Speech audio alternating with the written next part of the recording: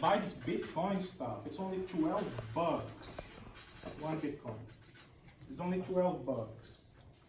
And I remember as if it was today, I'm telling him, I'm not going to spend one single dollar on this. That's a scam. I will never buy Bitcoin in my life. Makes absolutely no sense. What was Bitcoin's price in 2017, by the end of 2017? Any guesses here? 18,000, I think. 18,000. Got very close to 20. One Bitcoin. It was 19,000 something. And I was in grad school, it was 12. And you guys can see how furious I am today. So moving forward now, the funny thing is I'm here to talk about blockchain, Bitcoin, and my friend is a millionaire. The guy has more than 10 million bucks in cryptocurrencies. He's retired. The funny thing, I'm here talking about Bitcoin. The irony of life. I moved to the Netherlands. I was a professor there, business school. I got tired of computer science, and then I was like, okay, let's see the business school, how it works. My Dutch is horrendous, and then I moved to the United States, business school again, and a few years ago I was the first innovation chair. What about blockchain? So that was my first contact with blockchain. You know, $12. I did not buy. I could be really rich now. I'm not. But I'm doing active research in blockchain, 3 published papers. 2 of them published with MUBC members. One of them is this guy right here, Jack Gilchrist. And by the way, out of my 30 plus academic papers, the one paper that has been most downloaded was the paper I wrote with Jack. Or actually, Jack wrote with me because he did the work. Okay, so just to tell you guys that you know, there are amazing things to be done. And I'm going to challenge you guys today to do these amazing things that can be done, and you guys can do. So I'm an advisory board of 3 startups in Florida, so I travel to Florida often. I'm a member of the National Venture Capital Associations. That's pretty cool because we kind of discuss what blockchain is, how do we calculate ROI, return over investments, how do we even measure the value of Bitcoin? What about its fluctuation? How do we deal with it? What about policies? Should we tax Bitcoin or not? All these things we keep discussing. The funny thing was, last year we actually talked to a congressman, trying to explain to a congressman what blockchain is.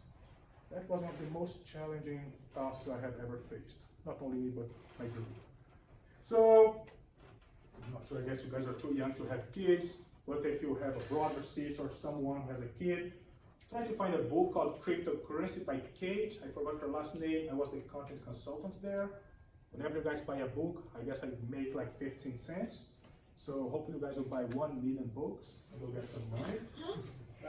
I'm teaching ISA 481. Shameless advertisement now. Please take that course. It's really cool. You can always ask Ashton. You can always ask Jack and a few others, Billy as well, Alex and a few others took that course. And I'm very happy to be the advisor of MUBC. So I remember the very first meeting we had there. I don't remember Jake and Bill if you were in that meeting. Yeah. You guys came to me and asked me to be the advisor, and I was concerned at first. I was like, are you guys going to talk about cryptocurrencies? That was my main concern. Blockchain is way broader, way more than cryptocurrencies. And in the very beginning, I was having meetings with Patrick Young, the previous president before Ashton. And I was telling Patrick, you guys are wasting time. When you go to these meetings to talk about Bitcoin prices up, Bitcoin prices down, Bitcoin prices up, Bitcoin prices down, no guys, you're missing the boat here. You're missing the big picture. There's a technology now that has the potential to be revolutionary. And you guys are discussing one small aspect of the technology. I'm really happy to see what's going on here. I'm happy some of these guys here won or were really close to win hackathons, developing real solutions. Some of these guys have clients now who would like to pay them or paying them right now. These are really amazing stories. I mean, I want to challenge you guys to not only continue doing that, but go further, way further. So Ashton asked me to talk about blockchain. What's blockchain? So you guys know likely the business definition. Blockchain is a distributed ledger. That's kind of a sloppy definition. Distributed ledgers, they have been around for 20 plus years. You can say that blockchain, yes, it is a very specific distributed ledger. My view of blockchain is a puzzle, like this one, a jigsaw puzzle. There are tons of pieces, very well established technologies and techniques, put together in a very clever way. So if you ask any computer scientist who has been around for 20 plus years, this blockchain, is it a new thing? The answer will be no, not necessarily new. All these things we know really well, but the way they're put together, so clever, it's just a beautiful piece of software engineering. Okay, so let's all these pieces put it together here and arise blockchain. So I'm going to focus on the technical definition. This is not a technical talk at all. But I'm going to focus on the second definition. That's my preferred definition. Blockchain is a distributed and decentralized append-only database. I'm going to explain what that means very soon. If you want to get a job in this field, mention this one. This one is like the definition that my grandmother knows. Everybody knows this one. It says nothing. This one gives more information on the technology. Let's try to understand what's distributed and decentralized. And eventually we go to some use cases like Bitcoin and a brand new one that I'm working with a colleague in Canada. Okay, let's try to define now. What does it mean to say that technology is distributed and decentralized? Because that's blockchain. I'm going to show you 3 cases. I'm going to show you one case where we have centralized technology, centralized infrastructure, which is not blockchain. I'm going to show you the second one where it is distributed, that's not blockchain. And I'm going to show the third one, that it is distributed and decentralized at the same time. Now that becomes blockchain. I want to emphasize that all the definitions here are Arthur's definitions, so there's not necessarily consensus on this definition. Definitions that I'm going to show you guys. But some people agree, some people will disagree. Again, it's hard to come with consensus here. Case 1, let's say you guys want to download some file. That's you right here. You open your browser, request a web page, let's say miamioh.edu. A lot of things happen here between, the DNS stuff, HTTP. We don't have to talk about these things. A lot of things happen here. Eventually, your request gets to a computer somewhere. That computer has a software running. We call the web server. You ask for a page, the web server answers back. The web server can somehow talk to another software, to a database, get some data, send you back. Highly centralized. One computer only. One computational device. What are the issues here? You guys cannot answer, okay? Let the others answer. What's the issue? We have only one computer there. I guess if it breaks and malfunction with one computer, then It's over. yeah. What if it breaks? What if my 2-year-old daughter goes there and just put a plug? It's over. There's no more service here.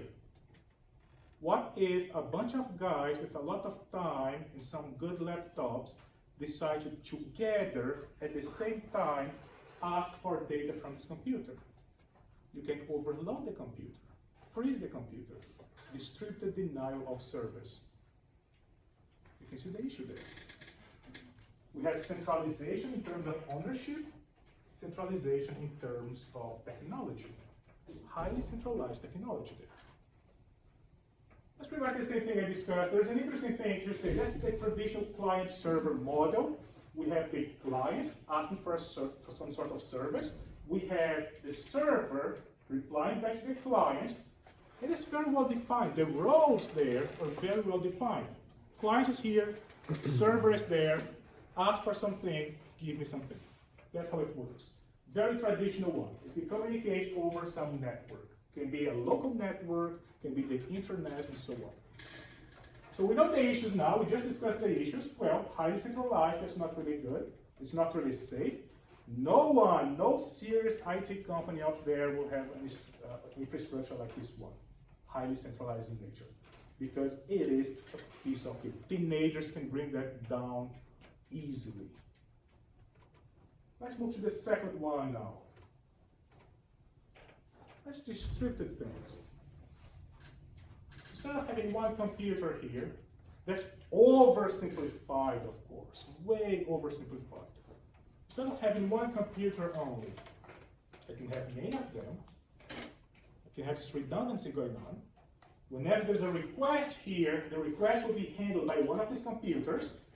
And it's not only redundancy on the web server, but also for my data here. If one of the computers go down, well, I still have plenty of others. If one of the database here goes down, I still have plenty of others. It is expensive, but it is safe. Think about, for those of you guys who understand what sump pump is. In your home, you have a sump pump and a backup sump pump. Because if the primary goes down, you still have a backup, and you will not have water in your basement. You think the same about an airplane. Well, technically speaking, if one of the turbines stops working, you have another one. You can actually fly with only one of them. You have some redundancy going on there. It's important that redundancy is almost equal to security. So think about this domain now. What happens if the server stops working? Well, you can still have backups there. Not really a problem. Very good. It is distributed, but still we have centralization in power. And now that's where it gets to blockchain. The whole infrastructure here oftentimes belongs to one organization. It belongs to Facebook, it belongs to Google, Microsoft, it belongs to Oracle. They can do whatever they want to. Think about that. You guys go on Facebook now. Because of all the weird stuff that's going on Earth, if you post something, if Facebook does not like what you post, Facebook will delete them. Why? Because that belongs to Facebook. It's not yours. Even strange than that. If you post something, Facebook has the power, and Facebook is legally allowed, Facebook can do it, to change whatever you guys post. If you go on Facebook and say, well, I love Arthur, Facebook says, no you don't, I hate Arthur. And that's what the others will see. Facebook is allowed to do it. All the legal terms, I'm not sure if you guys ever read that, but it says Facebook can change whatever you do. Why? Because everything belongs to Facebook. We have a decentralized technology, distributed technology, highly centralized in power. We can take the same discussion to financial systems now. Well, if I want to send money to Venezuela now, to Iran, let's put politics aside. If I want to send money to Afghanistan, am I allowed to? No. If you try somehow to use your Visa to buy something that's not legal, drugs, please don't do it. But if you try, Visa has the power to, Visa has the power to just block a transaction. Why? Because it's highly centralized. In theory, if you go to Walmart and pay for something, Visa has the power to say no, the transaction will be canceled because it's highly centralized. That's where we move to now. Decentralization of the infrastructure. And we are getting to blockchain now. So we can have the same request now. Instead of having one highly centralized, we have distribution going on. Not only distribution, every single node, which is a technical term, I'm going to explain what node is very soon. Every single one of these guys can have its own infrastructure. Own database, own network, everything completely separate from the others. There's no centralization anymore. If I want to get some data, if this guy says no, I can get data from another guy. If the other guy says no, I can get data from another guy. We are breaking down power to a certain degree and spreading that across a network. That's when begins decentralization. Does that make sense so far? Let's talk about the architecture now and try to understand Bitcoin. So if you think about centralization now, we have a bunch of computers that's called peer-to-peer, no longer client-server, because we have a bunch of peers.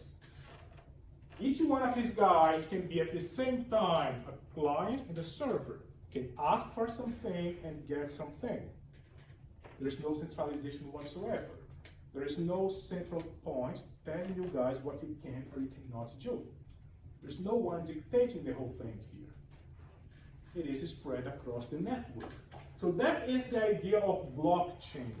When we say that blockchain enhances trust, when we say that blockchain is inherently decentralized, that is what we mean here.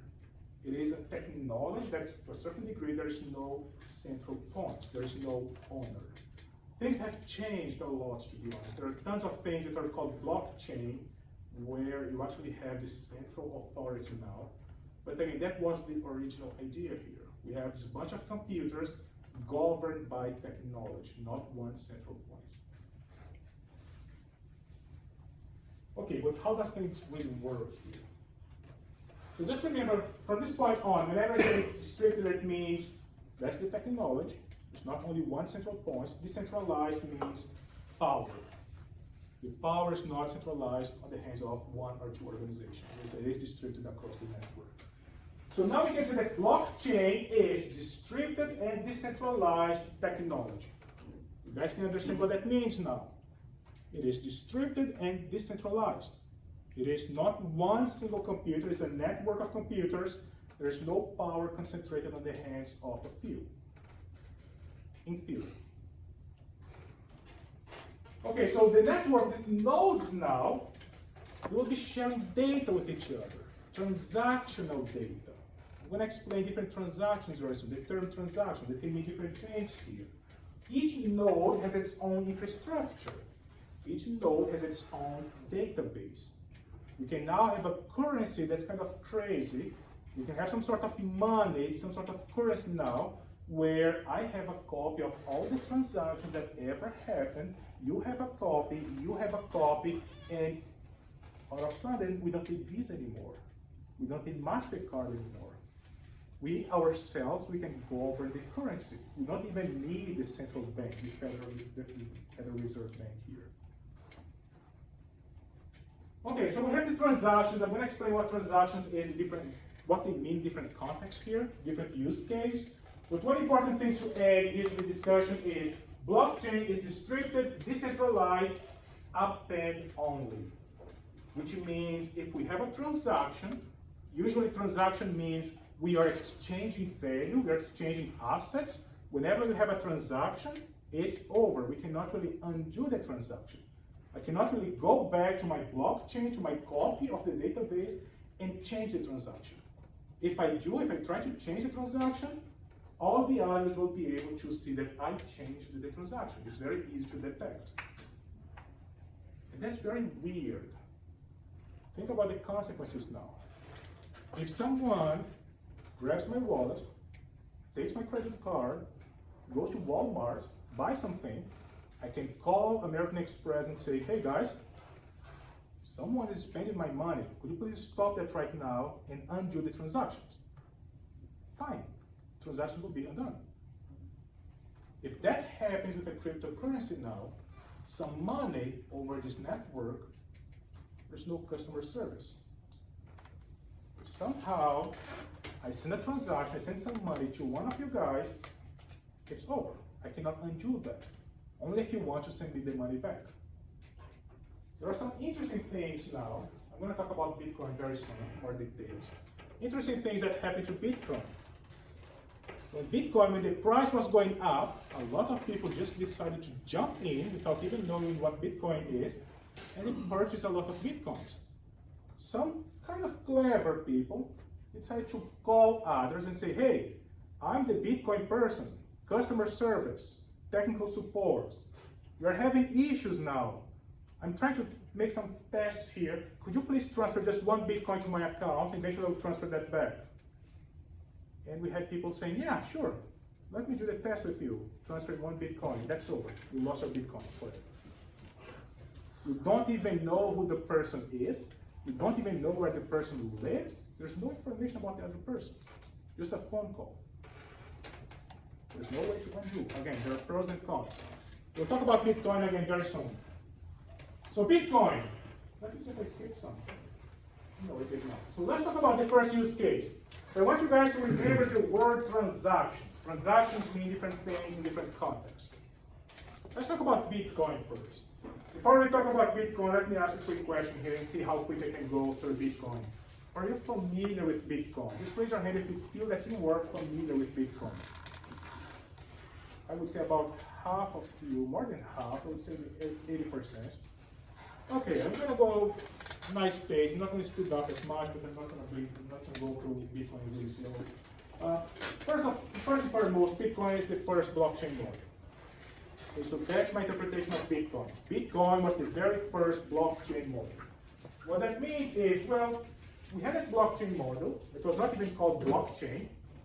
And it's a very specific model, very specific application. And what happened there was some business guys looked at Bitcoin and said, well, I don't really want to use Bitcoins. It's really specific. It breaks a lot of laws. We're going to talk about these laws very soon. But the idea is really clever. Let's take Bitcoin and make some adjustments and apply to different domains. Okay, so that's my interpretation of Bitcoin. It's the first blockchain model. Eventually, we had more models following up Bitcoin. So Bitcoin is first, it's a currency. It's money. It's valuable. It's an online currency. You cannot really print a Bitcoin. There's no such a thing as, I'm going to give you 1 Bitcoin right now. It does not exist. You can have $1, you can have 5, you can have $1,000 with coins and bills and so on. You can touch $1,000. You can never touch a Bitcoin. It's completely 100% online. So this currency is safe to a certain degree, in the sense that if you do not have my password, which is called private keys, if you don't have my password, you will never be able to behave like me, to send my Bitcoins to other people. So it is reasonably safe. It is anonymous as well, in the sense that Bitcoin, if I want to send you some money to one of you guys, you don't necessarily know who I am. There's no information about me, no name, no address, no place where Arthur lived. There's just one long string, one long number. That makes no sense whatsoever. Why it is anonymous? What happens if Bitcoin is no longer anonymous? Every transaction ever made can be traced. Every transaction ever made can be traced. Let's rephrase that. Remember, that's a public blockchain. It is a blockchain, which means every single member of the blockchain can have all the transactions stored locally. Would you like your transactions to be known by everybody? Would you guys feel comfortable telling me all the things you ever purchased with your credit card? I would never tell you guys this. That's really private thing. Okay, but that's what happens here. You have an online currency where the nodes have a local database with all the transactions. That's what it means. It means that I know all the transactions. If I know your real life identity, it means I know everything about you. So there will be 0 users in that network. So to boost adoption, let's just remove all the identities here. You get yourself a number. It's not even a number, it's a long string that means nothing. That's the only thing you need. With that string, you can send money to someone, you can get money from someone. That's all what you need. It is distributed, well, it's a blockchain. We have all the nodes there in our network. There is no central bank. There is no one printing money. There is no one telling you that you could not perform certain transactions. It's a public blockchain. Anyone can join. It takes 6 clicks to join the network. I counted today. 6. from downloading the software to get the software up and running, all the transactions ever done in the last 10, 11 years, it takes 6 clicks to join the network. That's how easy it is. That's the price. I'm not going to talk about price because I get depressed. But you guys can see that Arthur's right here saying that's a scam, and now Arthur's right here talking about Bitcoin. So, and along the way, I'm a millionaire. Okay, so the main idea again, we have this blockchain, we have this network of computers, distributed, decentralized. What we're doing here is we're not telling each other. My ID is X. Remember, it's not really my name, it's not my bank account, it's not my address, it's just a very long string. It says, well, my ID is X and I want to send 10 Bitcoins to Y. That's how it works. Roughly speaking, I mean, tons of details here are missing. But that's how it works, bird's eye perspective. This guy says, well, I want to send some Bitcoins to this one. This one says, I want to send to that one. There is no central authority here controlling how you can send the money. So how does that work? I'm going to give you guys a little bit of details here, but not that much. So that's how it works. Let's say we have the computer X, computer Y here in my network. X go ahead and says, well, hey everybody, I'm going to broadcast my transaction here. Remember, there's no central authority. I have to tell to as many nodes and as many peers as I can. I tell everybody, hey guys, I'm going to send some money here to Billy. There's no Billy, it's going to be Y. I'm going to give Billy some Bitcoins. I broadcast to all the computers in my network. Not only one, all of them. All of you guys should know that I'm sending Billy some money. Now at the same time, we go to step number 2. If we have only Visa, I just have to tell Visa that I'm going to send some money to Walmart. But we don't have only Visa. There's no centralization. We have a bunch of peers. I tell the peers, and you guys, my peers, my blockchain network, will be listening to transactions. Like, oh, okay, I got this transaction, I got this transaction, I got that transaction. You do not necessarily process the transaction immediately. You wait a little bit. You collect a bunch of transactions, you put these transactions in what we call blocks. Why do we put transactions inside blocks? Because computationally speaking, it is way faster to process blocks of transactions than to process each transaction individually. There's a computational reason for that. So we put these transactions inside blocks. But now you have your block, you have yours, you have yours, you have yours. You can have different view of the database. Which block is the valid one? Now we have something called a mining operation that you guys have likely heard of. So what happens is every 10 minutes on average, one of the nodes in the network is quote unquote elected to be the one that will propose the block. There's no election going on. It's just solving a very hard computational problem. Whoever solves that problem first gets the rights to be the one to propose a block of transactions. And that's required because remember, we have a network. Power is not centralized. Someone has to be the one that will come forward and say, take the transactions. That person must deserve to be the one. That person just has to solve a very complex computational problem. That's called a mining operation. Once you propose a block, the other guys will take a look at the block, take a look at the transactions inside the block. Each one individually will validate the transactions. If the transactions are valid, you take that block and link to the blocks that you have stored locally in your infrastructure. Now you have a chain of blocks or a blockchain. In a nutshell, that's how it works. Again, there's no centralization. That's beautiful. That's a beautiful technology. Every single step matters here. Just remember, we do not have Visa. If we want to say, well, I'm going to send some money to Alex, I have to broadcast my transaction. I have to tell all of you guys.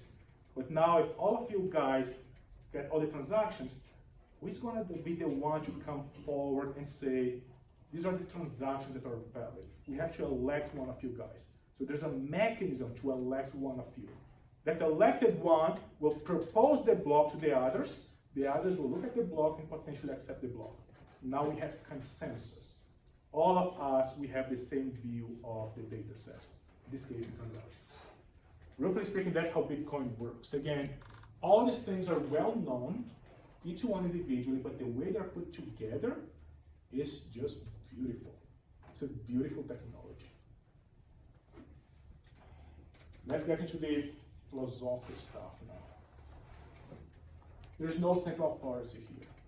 At no point is anyone here saying that's what you should do. There's no one telling you you should not send money to that address. There is no one telling you that, well, you cannot print money. Everything is driven by the technology. There's a saying in Bitcoin which goes by in technology we trust. There's no people, there's no organization there. There's a protocol that everybody agrees on. If you join the network, it means you agree with that thing. It says right here, the purpose of Bitcoin is nothing but transfer the power of money from banks and governments back to people. It's kind of a fluffy ideology, which is not necessarily true anymore. It's a public blockchain. Anyone can join the network. It's anonymous. You don't need identities here. And to a certain degree, that's good, because if it is anonymous, well, the government cannot really dictate what we do. It's hard for you guys, most of you guys born and raised here in the United States, it's hard for you guys to picture this. But let me just give you one example, what happened in Greece. Financial crisis 5-6 years ago. What was happening in Greece was you can only withdraw every single day 500 euros. If you go to a bank, if you go to an ATM, you can only withdraw 500 euros. It doesn't matter how much you have in your account. If you have 1,000 euros or 100,000, you can only get 500 euros a day. Why? Because the financial crisis there, the banks had no money whatsoever, and if everybody tried to get the money from the bank would have no money whatsoever. We start imposing these things. You cannot get your money. It's your salary now. Think about me, like Arthur, works from Miami. Every single month, I get some money into my bank account.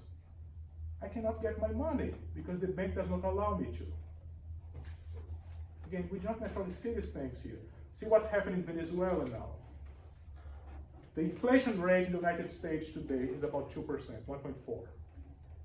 What's the inflation rate in Venezuela? The best guess will get one pizza. Whole box. 50,000. 50,000. Wow, that's a lot. But it's not even close.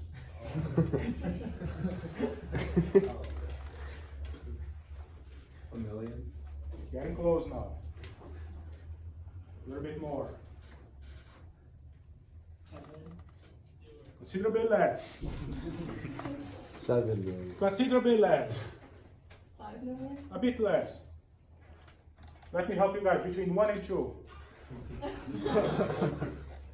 million. A bit more. 1.6. A bit less. 1.5? 1.5. We have a box of pizza in there for you. Plus 1 total. 1.5 million. Now, just think about it for 1 second. You guys go to Walmart today. You get one of these guys here, $1. Okay, I have been going home with my bottle of Coke. 1 year later, you go to the same place, it's $1.5 million. do your homework. Take a look at how things are. It's sad. If you work there, you get paid with local currency, it's worthless. If you get paid in dollars, the government can take that away from you. You cannot only get paid in dollars, American dollars, because there's an embargo now that prevents people from sending money, dollars to Venezuela. How do you survive? You don't trust the government, the local currency is shit. Hope you guys are not recording. That's what it is, you know. How do you get paid? Bitcoin. There's no government there. There's no bank. There's nothing. Tons of freelancers there doing jobs and say, hey guys, please pay me in Bitcoin. I'll do the job for you. Pay me Bitcoin. Again, you don't necessarily see these issues here, but you see in other places where we need freedom from governments and banks. Lack of central controls means Wild West. If you buy Bitcoin, don't try to follow the price, we'll get crazy. It makes you anxious and feel like, my goodness, what's going on? It can go, I'm not joking, it can go from 10,000 today to 11,000 tomorrow to 8,000 and then back to 10,000. The fluctuations are horrendous because there's no control, it's the Wild West there. There's nothing that prevents me to go there and buy 1 billion of Bitcoin just to bring the price up. There's no government looking at the transactions, no. It's really the Wild West there. You have to really love technology and trust the technology, the ideology behind the technology, to actually invest in that thing and stop looking at price fluctuations, because they will happen tremendously. We go to the second one now. I'm running out of time. I'm going to speed up a little bit here. That's a brand new one. This whole idea now was born on Friday. Okay, whatever I want to present you guys here was born after discussion with a colleague of mine in Canada on Friday. So it's very fresh. This is blockchain for clinical data. So my colleague is a professor at the University of Toronto, and he came to me and said, Arthur, well, I have this clinical data. I have experiments going on. I'm going to explain to you guys how the experiments look like. And I have to collect clinical data, because, well, it's crucial if you want to do research, and you can collect data during experiments or some sort of healthcare, patient care, whatever it's called. I'm not really from this field, so I don't really know the terminology here. But it's about data. That's what I know about. We have tons of data, and we have a problem here in this data, which I'm going to explain very soon. But what we want to do with the data is we want to have these smart walkers with sensors that are very smart. If a senior person falls, the smart walker will detect that immediately, call 911 with the GPS location. Very nice, very interesting. Not only that, the smart walker, if a senior person is walking here, it starts shaking, the smart walker will kind of make sure the person is, keep the balance. So to develop these smart walkers, we need statistical models and we need data. We have sensors in the home of certain seniors that detects and falls, just recording things. We have sensors in these walkers here. Think about acceleration, GPS, think about all kinds of things, three-dimensional representation. We get the data from sensors that sensor computer that belongs to one researcher, the guy from the University of Toronto. The issue here is you guys have no clue how complicated it is to get to this point here. All the paperwork, the red tape, the things that we have to deal with. Inside every institution like Miami, we have the institutional review board. We have to send a proposal. We have to approve. We have to tell them the data that's highly personal will never leave my computer. It will be encrypted. I'm not going to share with others. If you don't tell these things, the project will never be approved. So we cannot really share the data. But if you don't share the data, well, now we have an issue. The scientific advancement, right? So if we not share the data, others will not be able to develop better models and do studies. So another thing is the subject, the old lady here, once the data is collected, she has no say on how the data will be used and who will be using the data. So what we quickly discussed was, let's put together a blockchain solution to share data. And that's how the solution looked like. So we have the first researcher, went through IRB, got the approval, has the data. Now a new researcher, say from Miami University, asked for the data. The researcher will just send the request to the lady, to the IRB. It's all automated. Then eventually, the lady, IRB, provides the permission. The researcher says, welcome to my blockchain network. You're now a member of the network. We're going to share data with you. So whenever we have new data coming in here, that data will be a block, like a block of transactions, like a block of Bitcoin transactions, but now have a block with data, timestamp. That block will go to the new researcher and potentially many computers. It's a blockchain. The idea is the same. We have a network, decentralized. There is no centralization as much there. each one having a local copy of the database. That's a proposal now that we're asking for about $500,000 to get this research done. So eventually the blocks store the data locally. That's important. Why? Because the data set can be terabytes of data. We're talking about images every few seconds. We're talking about things like acceleration, the 3D, all the coordinates. It's a massive amount of data. It easily gets to 1-2 terabytes a month. So it's important for all these researchers to have the data locally as opposed to analyzing this in the cloud that would take a lot of money and time. Alex. Before giving the permissions to the new researcher, how do you authenticate them? Oh, there's a whole blockchain technical stuff going on there. There will be a user of the network, not necessarily a node. They have user with special permission that can assign permission to others to join the network. In real life, they have to click one button. Behind the scenes, they actually have to provide permission to others. They are a special user that has the power to provide permissions, if that makes sense. Okay, so we have permission blockchain. Just remember, Bitcoin is public. This one is permission. It means that, well, it is private. Not everybody can join the network. You need permission to join the network. So there are two types of network. Let me end now in the next 5 minutes. How can I learn more? Now I want to challenge you guys. I'm going to be very honest, brutally honest with you guys. When we talk about blockchain in academia, nobody talks about Miami. To be very honest with you guys. People talk about UT, Austin. People talk about Berkeley. Of course, MIT. People talk about Harvard, Cornell, NYU. Miami is not there. Why? I'm going to ask you guys that question. Why? I mean, why? Why?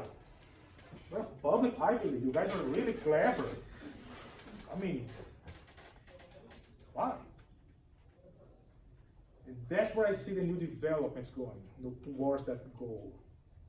I want you guys to focus on R&D. R&D. Austin is producing technology. Cornell, the guys have tons of new cryptocurrency models out there. We do not necessarily have the PhD students that Cornell has, that Berkeley has, but we have tons of you guys, an army of very clever people who can work to solve problems, not necessarily coming up with very fancy, incredibly complex mathematical techniques, but who can do applied work, develop solutions, like some of the guys are doing with PandaPay. And that's what I'm going to challenge you guys now. For the next academic year, think about new stuff to get done. I had a dinner with the president, I guess. You guys remember the day you presented to Dinesh. That night, I had a dinner with Dinesh Paliwal, the CEO of Harman. The president was close to me, the president's wife. The president looked at me and said, Arthur, why don't we have a cryptocurrency here? Why? Why? It's relatively easy to do. You can say like, well, we don't really have a business case. It's okay, propose one, let it die in 1 year, but at least as soon as you propose one, you have news all over the place. Miami guys are proposing cryptocurrency. MUBC has a cryptocurrency now. You'll see pictures of you all over the place. That's what I'm saying, get stuff done. And it's not only computer science people, the business guys, we need you as well. It's about governance, it's about setting permission, it's about adoption of the technology. The legal issues that I did not discuss because I'm running out of time. How do we deal with them? The two academic papers I mentioned, one with Jack, the other one with Patrick, has nothing about technical stuff. With Jack was about the legal stuff, with Patrick was about adoption, not one single line of code there. But for the technical computer science people here, the good thing is you don't have to reinvent the wheel. There's so much stuff there, so many interesting things. Just pick one and learn well and try to develop something. Ethereum, smart contracts, we actually have a game now. We can learn how to program in Ethereum by playing a game. Thanks, Jack, for the hint. I guess Jack and Thomas told me this before. Think about permission blockchain, tons of tools out there that you can start developing things. Compose is a difficult one. The project I mentioned before, use Iroha, which is relatively easy to work with. The last two, Fabric, Sawtooth, these are the highly complex ones. But again, you can deploy a nice solution by just focusing on this guy, the second one. And I'm gonna end right here. If you guys have questions, I'm not sure if we have time. If we do have, just let me know. No questions, I'm gonna stop right here. Ash, and back to you.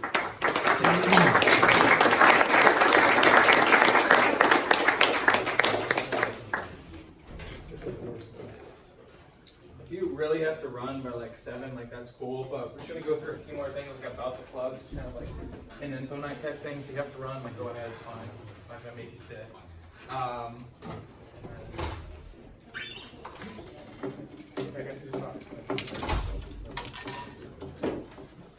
Yeah, feel free if you gotta run in 7, it's fine. So let's go through some stuff real quick about the club. Oh, it is actually. I just will get the board of the model, yes.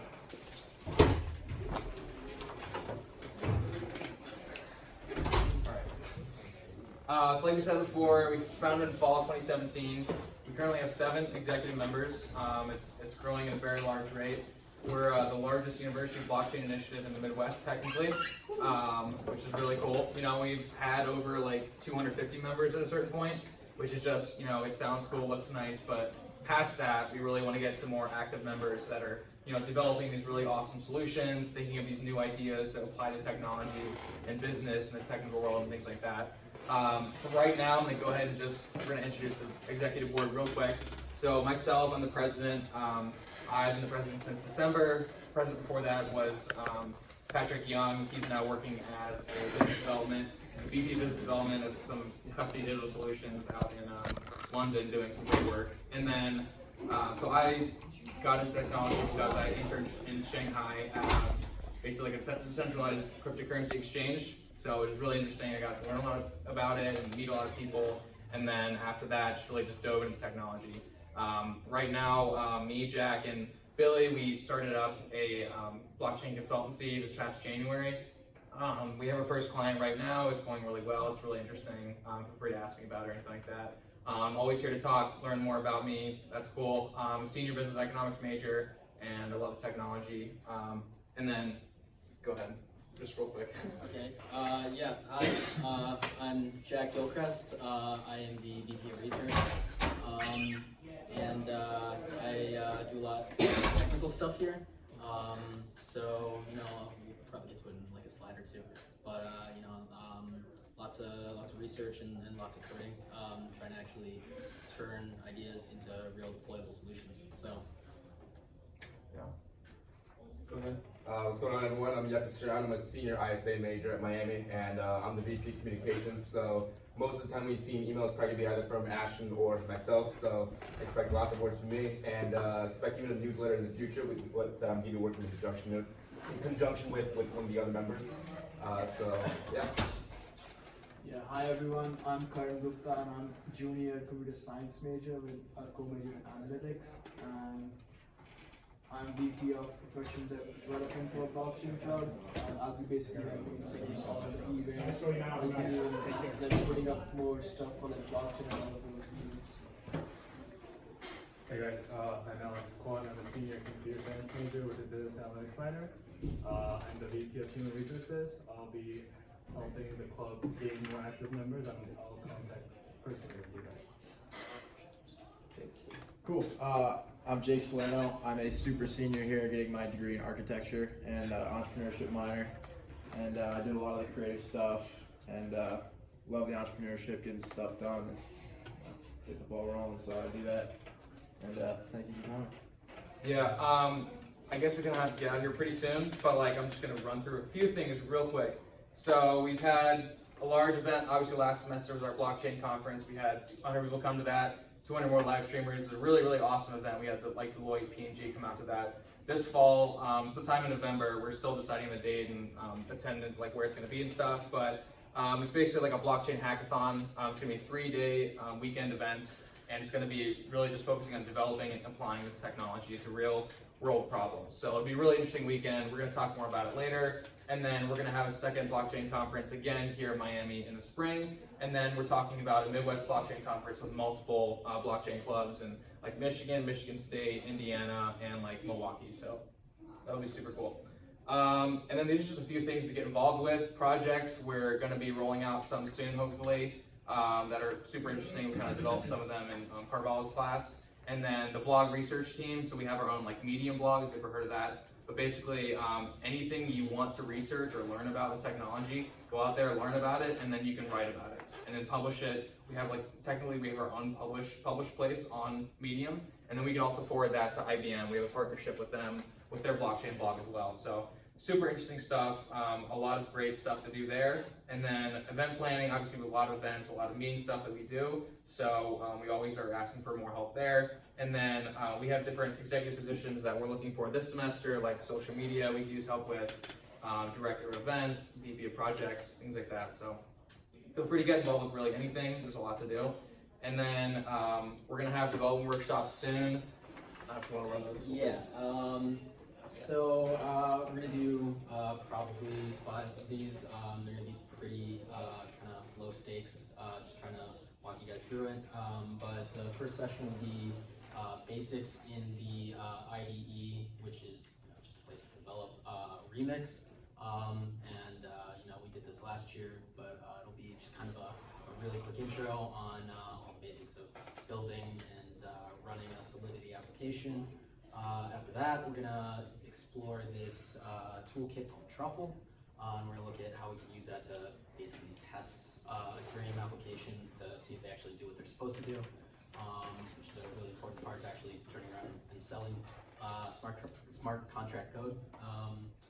We are going to, in the third session, build a centralized web application, and all that means is we're going to take a website and hook it up to Ethereum, once you've done that, you can really do any sort of thing you want with a web app. And then the last thing we're going to talk about is ERC and other pre-built standards, how to go around and identify what other people have built on top of Ethereum, and where it can be helpful for you when you're trying to build something. And then the final thing, we're going to do a 5th kind of mini session pre-hackathon, which is more kind of focused on what to include and what not to include when you're trying to make a minimum viable product that you're going to be showing off at a hackathon or something like that. Because you can be way too technical or not technical enough. So we're trying to help you guys find the sweet spot.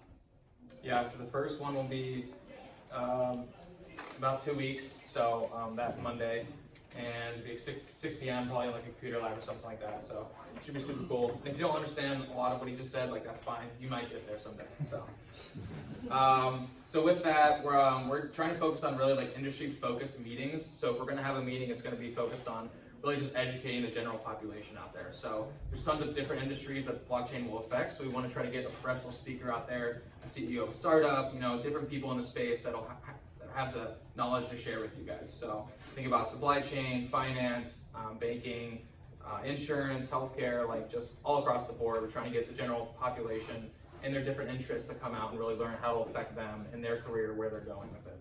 So stick around for those. That'll be awesome. And then post-career fair social dinner. So you don't have to be going to career fair to come to this, but it's just gonna be like a social dinner for us to really get to know each other on a casual basis. We're gonna do probably Buffalo Wild Wings next Wednesday at 7 p.m. And then we're gonna send out some emails soon. If you're not on the organization yet, we'll invite you to the hub. We have most of your guys' emails probably. And then we'll have a recap of this with some additional links and different info, like a Google Calendar you can sign up for. And then those are our contact and information, and feel free to scan that, follow us in whatever social media you want. So thanks so much for coming, guys. It was really awesome. I hope you enjoyed it. Yeah, thank you guys. Yeah, feel free to scan that.